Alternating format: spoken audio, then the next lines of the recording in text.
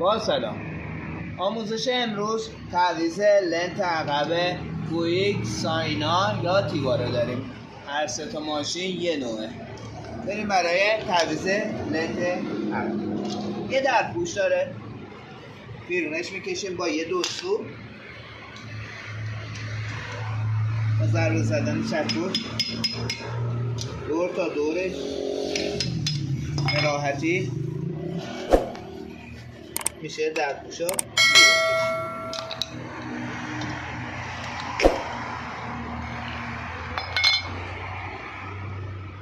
یه خور و خورشیدی اینجا داره، تمیزش کنیم با استفاده هم مرده است. خارا بیرون میکشیم،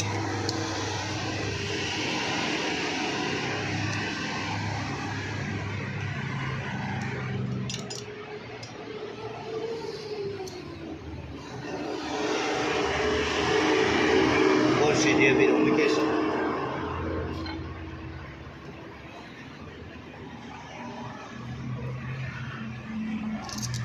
یه مهره داره، با قفلی بازش میکنیم.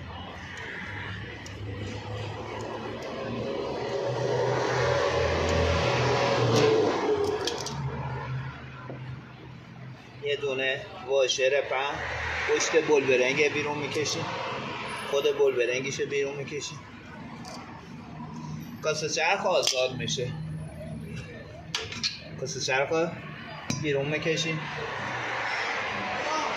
دور تا دور کاسه لبه پیدا کرده به خاطر خوردگی زیاده کاسه جنسی.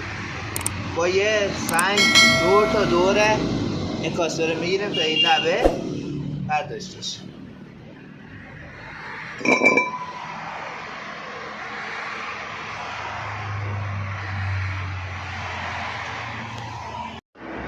لنت این طرف احتیاج به عوض کردن نداره، چون به اندازه کافی لنت داره و خوردگی خیلی کمی پیدا کرده.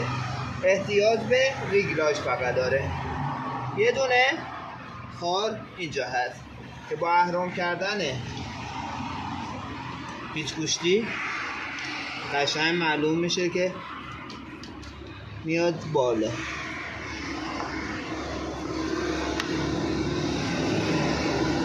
پس این طرف احتیاج به ریگلاژ فقط داشت، احتیاج به تعویض کردن نداشت. خاطر لنتی که داره احتیاج به تعویض نداشت، ما ریگلاژش میکنیم. ریگلاژش هم که به این ترتیب بود. دور تا دور کاسه که لبه داشت ما با سنگ گرفتیمش،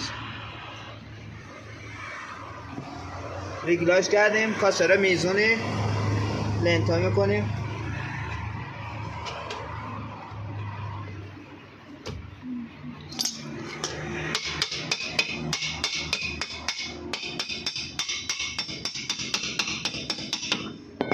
هنگامی که لنتا را ریگلاژ کردیم این کاسه باید حالت آهن روایی داشته باشه که یعنی ریگلاژ یک کمی زیاده.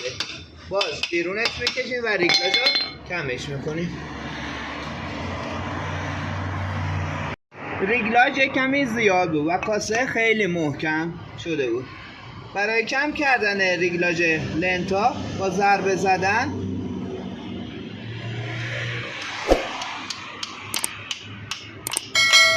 چند دندونه ریگلاژ رو کم میکنیم که کاسه گیر نباشه.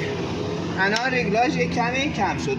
این شکلی هم میتونی باز ریگلاژ رو کم کنی، اهرم کنی بین این دوتا، خود ریگلاژ کم میشه. 2 دندونه الی 3 دندونه ما کم میکنیم. باز کاسه چرخ رو سر جاش قرار میدیم.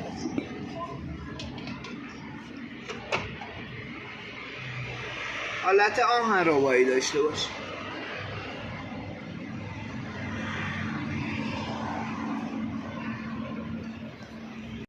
کاسه چرخ حالت آهن روایی باشه.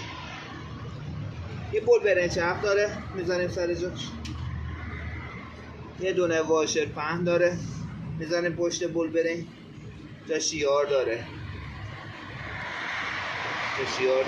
دقیقا سر جایش قرارش میده. یه دونه مهره داره باز محکم میبندیم. این مهره را هنگامی که محکم میکنیم زیاد نباید محکم شه، چون این کاسه چرخ کاملا قفل میشه. در حدی که روون کاسه چرخ به چرخه این مهره را سفتش میکنه.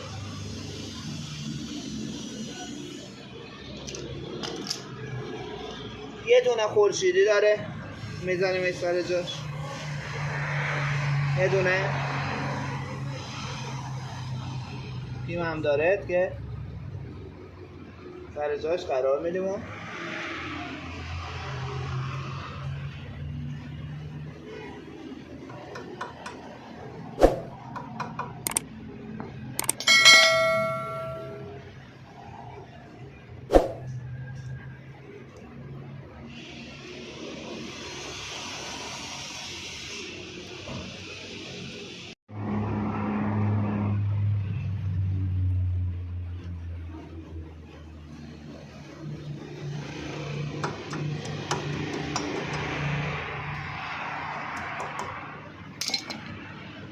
یه دونه درپوش داره میزنید سر جاش با ضربه زدن چپوش به راحتی میرسه.